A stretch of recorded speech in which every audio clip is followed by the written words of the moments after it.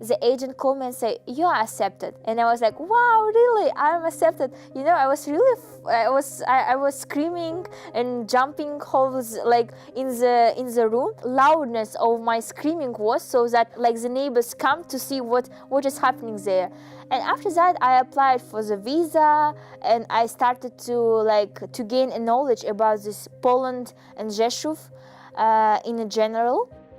My first month was, I guess it was stressful, because you accepted to that university, but it's not the end. Because, you know, in Kazakh university, if you are accepted to that university and if you have the scholarship, you can forget about the studies because they cannot kick you out. But my parents told me that in Europe it's totally different, and I'm sure I can understand that it's totally different.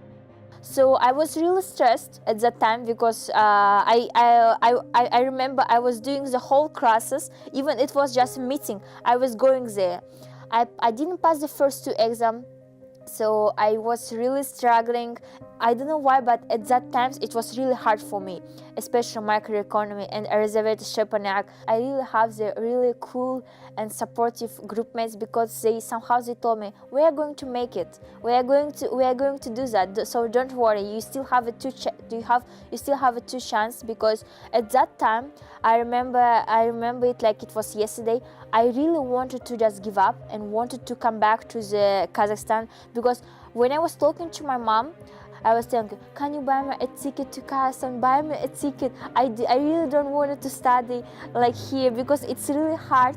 But now I can understand that microeconomy, it's not even hard. Now I can do that the exam with like closed eyes and write everything. Now I'm kind of balancing between the Asia and Europe, and I'm still finding myself because I'm still I'm kind of European and I'm kind of Asian because my whole family like the Asian. But because I was living in Europe for almost 3 years, probably it's changed in me, because like the border between the European and Asia, between the Kazakh, it's totally disappeared. So I don't even like understand what does it mean to be European, and what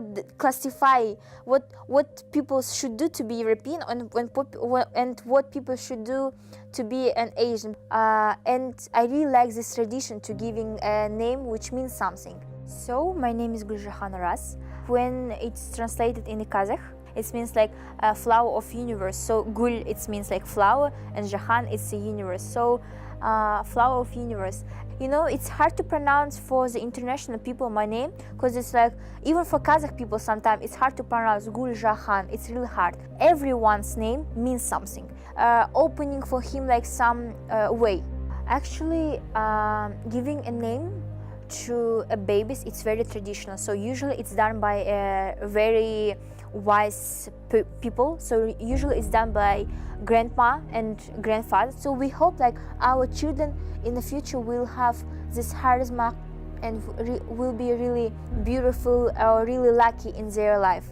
In Kazakhstan, we will think that if we will say that if everybody will say this name to him, so it will will be his new future. But sometimes, like now, because of this Western period and because of the whole the influence from West, we have like some names like Alexandra, like some Western names. So it's really popular because a lot of Kazakhs are living now in England and abroad. So they just want to have this name, which will be easily spoken and easily heard, like easily to use, like in overseas countries. In Russia, we have like this kind of words, песчинка, like I'm one piece, like I'm only one single human of the 16 million of people, and I think my voice and my experience, it could be like one for a person, so I could be the different. I guess that's what I value more, like studying abroad, is just meeting the new international people, because they're so different. They have the different perspective of life, and probably after that you can just say that I can study in a Korea, or I can study in Poland as well, or I can study in different countries. I feel like not only one door exists, but there are thousands of doors now, so I can just open one and see if that's okay or not, and if I don't like it, I can close it and open new one. It's good to be surrounded by some international guys and some international people who are really can show you some other opinion or show you some other perspective.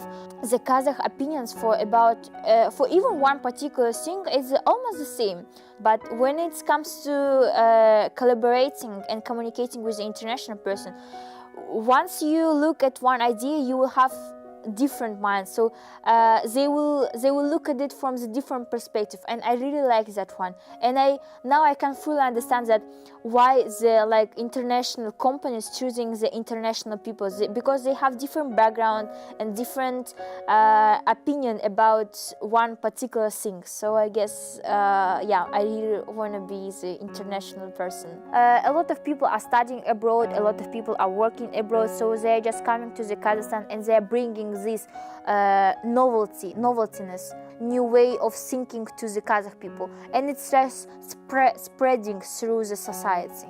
We are just changing with the world.